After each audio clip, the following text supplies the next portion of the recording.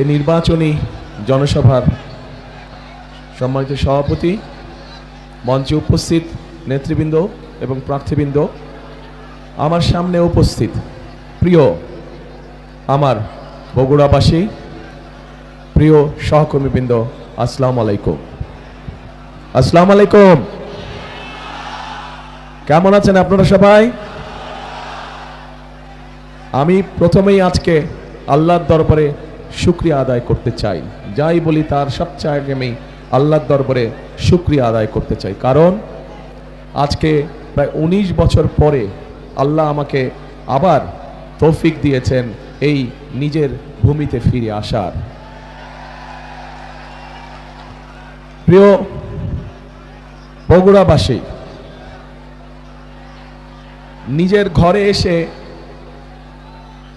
কি বলবো, আসলে আমি নিজেও একটু তাল হারিয়ে ফেলেছি, নিজেও অনেকটা ইমোশনাল হয়ে গিয়েছি আমি। সেই জন্য নির্বাচনী জনসভা বক্তব্য রাখার কথা, কিন্তু কি বক্তব্য আমি রাখবো ঠিক আমি নিজেও বুঝে পাচ্ছি না। ঘরের মানুষের কাছে তো বলবার কিছু নেই। আছে কিছু ঘরের মানুষের কাছে বলবার? প্রিয় বগুড়াবাসী, এর আগে যখন আমি দেশে ছিলাম, আজকে থেকে 19 বছর আগে, কম বেশি এখানে প্রত্যেকটা মানুষ যারা সেদিন আমার বয়সী ছিলেন বা আমার থেকে একটু ছোট ছিলেন বা আমার থেকে বড় ছিলেন, আমি অনেক নতুন প্রজন্মের মানুষকে দেখছি। তারা হয়তো তখন অনেক ছোট ছিল, হয়তো আমাকে দেখেছে বা দেখে নাই অনেকেই, কিন্তু যারা সেদিন আমাকে দেখেছিলেন এবং সেই স্মৃতি মনে আছে, নিশ্চয়ই আপনাদের মনে আছে যে বগুড়া সদর সহ সমগ্র জেলায় মানুষের প্রয়োজনে যেই কাজগুলো করা দরকার ছিল, আমরা চেষ্টা করেছি সব কাজগুলো কম বেশি করার জন্য। হয়তো আমরা 100% সাকসেসফুল হইনি, কিন্তু যতটুকু পেরেছি সরকারের আইন কানুন রীতিনীতির মধ্যে থেকে যতটুকু সম্ভব হয়েছে আমরা চেষ্টা করেছি। সেদিন এই বনানী মাটিডালি রাস্তায় বলুন, এই যে চওড়া রাস্তায় বলুন, শহীদ জিয়াউর রহমান মেডিকেল কলেজ বলুন, গ্যাসের লাইনের কথা বলুন, এরকম আরও বিভিন্ন উন্নয়নের কাজের কথা বলুন না কেন, যা যা মানুষের প্রয়োজন আমরা চেষ্টা করেছি এই বগুড়াতে কাজগুলো করার জন্য। বগুড়াটি ছিল আমার কাছে একটি মডেল জেলার মতন, কারণ একটি মডেল জেলার মতন কারণ আমি সবসময় চিন্তা করতাম যে বাংলাদেশের আর 63 জেলাকে কিভাবে কোনোদিন যদি আল্লাহ সুযোগ দেয়, কোনোদিন যদি আল্লাহ রহমত দেয়, তাহলে ওই 63 জেলাতে বাকি যে 63টা জেলা আছে বগুড়া বাদ দিয়ে, সেই 63 জেলাকে কিভাবে সাজাবো, এই কাজগুলো আমি বগুড়ায় করতাম। যে বেসিক মানুষের একটি জেলার মৌলিক যে প্রয়োজনগুলো, সেই মৌলিক প্রয়োজনগুলো ধীরে ধীরে আমরা বগুড়ায় তৈরি করেছিলাম। এই মুহূর্তে কম বেশি আমরা গর্বের সাথে বলতে পারবো, সেদিন আমরা যতটুকু কাজ আপনাদের সকলকে সাথে নিয়ে, আপনাদের সকলের সহযোগিতায় 2001 থেকে 2006 পর্যন্ত যতটুকুই আমরা করতে পেরেছিলাম কাজ এলাকার জন্য, প্রত্যেকটি বগুড়ার 7টি এলাকায় যতটুকু কাজ আমরা করতে পেরেছিলাম, বাংলাদেশের যে কোনো জেলা থেকে আমরা বেশি কাজ করেছিলাম, যে কোনো জেলা থেকে আমরা ভালো কাজ করেছিলাম। এবং সেজন্যই আমি এটাকে মডেল জেলা বলে থাকি। এটি আমার নিজের কাছে মডেল, কারণ এই জেলায় একটি মানুষের, সে যেই শ্রেণীরই মানুষ হোক না কেন, মোটামুটি যা কিছু প্রয়োজন চলার জন্য সব কিছু কিন্তু বগুড়া শহরে আছে। মোটামুটি সব কিছু কিন্তু বগুড়া শহরে আছে। খুব বেশি ঢাকা শহর বা অন্য জায়গায় যাওয়ার প্রয়োজন হয় না কিছু কাজ ছাড়া, কিন্তু অনেক জেলায় আছে কিছু হলেই তাদেরকে চলে যেতে হয় ঢাকায়।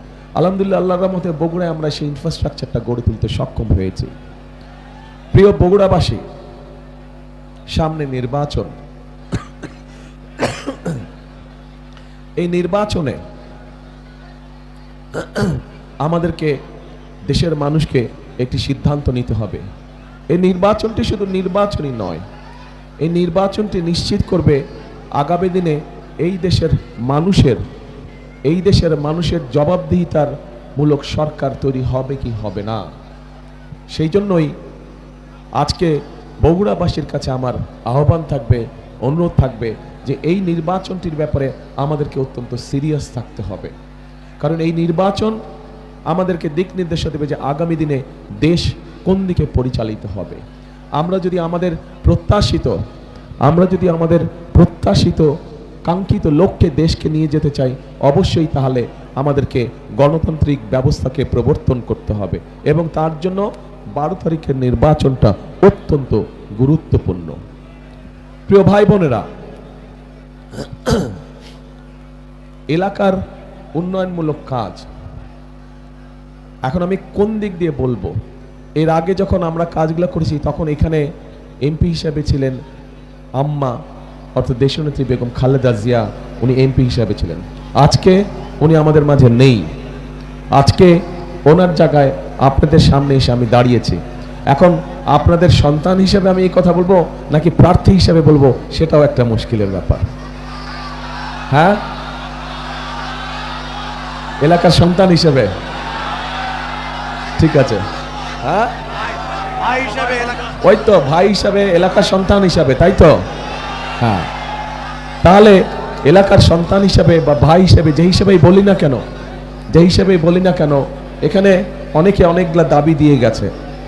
আপনারা সুযোগ দিন, ইনশাল্লাহ যতটুকু সম্ভব আল্লাহর মতে সরকার গঠন করলে 12 তারিখে যতটুকু সম্ভব সে ব্যাপারে আমার মনে হয় না কারো চিন্তা করার প্রয়োজন আছে। আমরা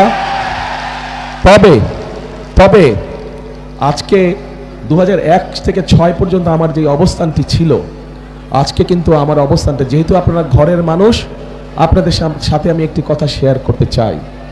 2001 থেকে 2006 আমার একটি অবস্থান ছিল, আজকে আমার অবস্থানটি ভিন্ন।